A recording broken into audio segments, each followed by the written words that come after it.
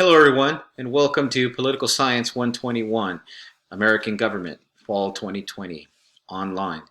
I really wanted to reach out and welcome you all to this course. And I wish we were entering this class in the actual classroom, but we're going to make the best of it online. It's going to be very an engaging and important time to study American government. It always is, but I know many people in society will be paying attention to the national elections upcoming in November, along with the tumult that exists outside, not only in our society, politically, socially, economically, but also in our own lives. And that's something I've really taken into account as I was shaping and reshaping our syllabi and how our course structure is going to function. I really wanted to let you all know that I was considering all the conditions that you all may be existing under right now. Levels of duress, levels of obligation, levels of carrying a really spectacular academic workload if you're no full-time student or if you're a returning student. I really and sincerely have taken that into account as I'm shaping the syllabi and the assignments for you. This course is not set up to just burden you with busy work. This course, whether it's in the classroom or online, my hope is that your takeaway, you will understand how politics plays a role in your everyday life. You will begin to see how every individual in society embodies politics. And by politics, you'll be watching a video on what that means. It is synonymous with power. Who has power and who doesn't. And one of the main considerations in our course is thinking about how power plays a role, whether it's in your everyday life, at the state, national, or global level, and how resources get allocated or do not get allocated to certain places. So I hope in the readings, as I provide this is a no-cost textbook course.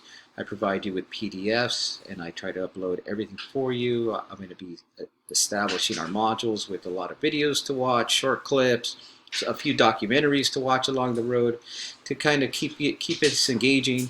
We'll have our discussion postings, and I've also altered that. That's one of the modes where I'm not going to expect a discussion posting each week, but I will want to see there'll be a total number of 5 that you'll be posting, which has been shortened in consideration of these times we're in.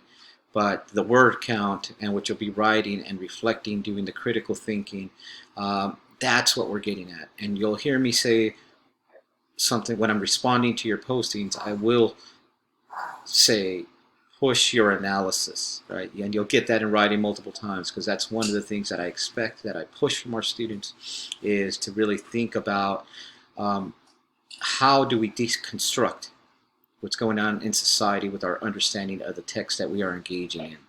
How are we thinking about these moments in American history and American power making, and how they have shaped our society, not only in the current moment or historically, but what's the role that we play in this setup here.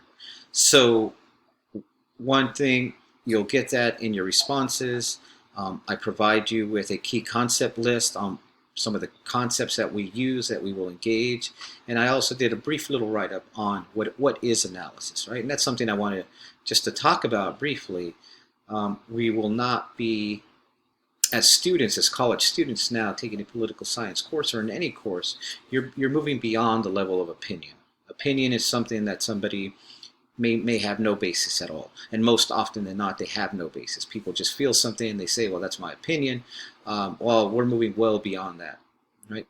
And I would argue and contend that that is one of the main issues why we have so many problems in society, because we see some people feel, or groups feel, or people in power feel that their opinion is as valid as anybody else's, and there's a stalemate there. Well, as academics, as college students, we're thinking, how do we engage the text, the material, to think deeper about an issue? How do we develop complexity to political, social, and economic problems that exist in our society?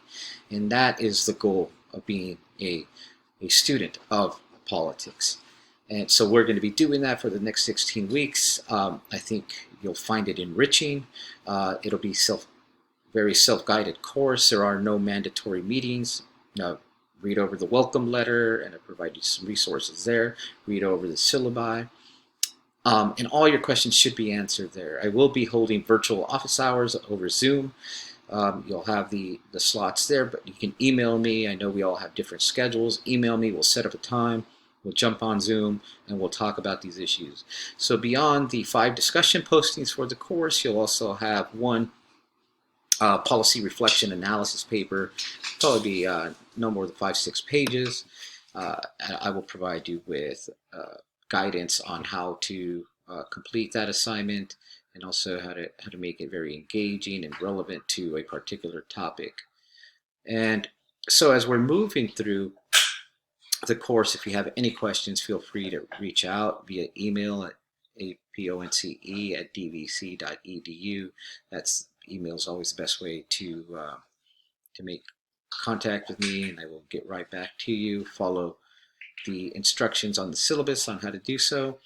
If you have any issues with Canvas, or also some of the resources there, I've also listed a number of resources on the syllabus beyond our food pantry on campus, our DVC library, disability support services, services for and resources for undocumented students, and the like. So, and right now in this moment, I also wanted to let you know that the college has an emergency fund. If you're in need of, through the CARES Act that was passed a couple months back, the Diablo Valley College was allocated a certain amount to distribute to students who are in need.